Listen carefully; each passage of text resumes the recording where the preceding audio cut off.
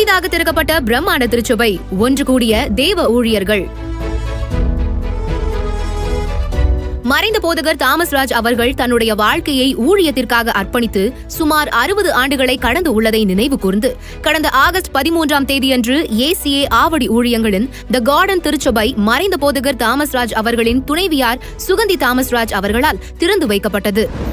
எங்களை இதுவரைக்கும் கொண்டு வந்ததற்கு நாங்கள் எம்மாத்திரம், எங்கள் வீடு எம்மாத்திரம், எங்கள் சபை எம்மாத்திரம். இதுவரைக்கும் கொண்டு வந்த தேவனுடைய கரத்திலே ஆண்டவரே எங்களையே நாங்கள் தாழ்த்துகிறோம். இந்த இடத்தை நாங்கள் உம்முடைய பரிசுத்த நாமத்தின் மகிமைக்கென்று ஆண்டவரே பிதா, குமாரன், பரிசுத்த ஆவியின் திரியேக நாமத்தினாலே ஆண்டவரே நாங்கள் திறந்து வைத்து நாங்கள் உம்மை வாழ்த்துகிறோம்.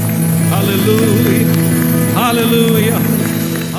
இதனைத் தொடர்ந்து ஆகஸ்ட் 14, 15, 16 ஆகிய தேதிகளில் ஆவடியில் உள்ள அப்போஸ்தலிக் கிறிஸ்டியன் அசெம்பிளி திருச்சபையில் ஆனுவல் கன்வென்ஷன் 2026 கூட்டம் சுமார் 33 ஆண்டுகளுக்கு பிறகு மீண்டும் வெகு சிறப்பாக நடைபெற்றது.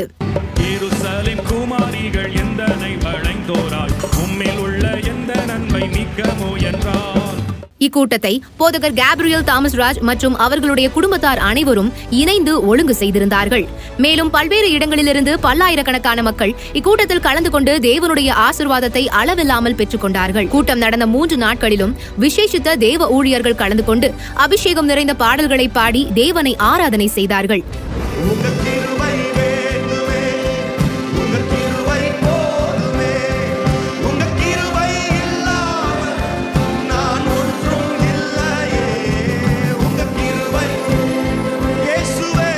மேலும் கர்த்தருடைய வார்த்தையை பகிர்ந்து கொண்ட தேவ ஊழியர்கள் கூடியிருந்த ஜனங்களின் ஆவிக்குரிய வாழ்க்கை பலனடையவும் விசுவாசத்தில் நிலைத்து நிற்கவும் அவர்களுக்காக பிரசங்கித்தார்கள். நான் தான் தூங்கினேன், I started it. நான் தான் உன்னை நடத்துறேன், I am leading you. நான் தான் முடிய பண்ணினேன். உங்களுக்கு விரோதமாய் தலைமுறையா இருக்கிற எல்லா பாவக்கட்டு, சாபக்கட்டு, எல்லா நுகங்களை முறிக்க என் ஆண்டவருடைய ஒரு விரல் போதும்.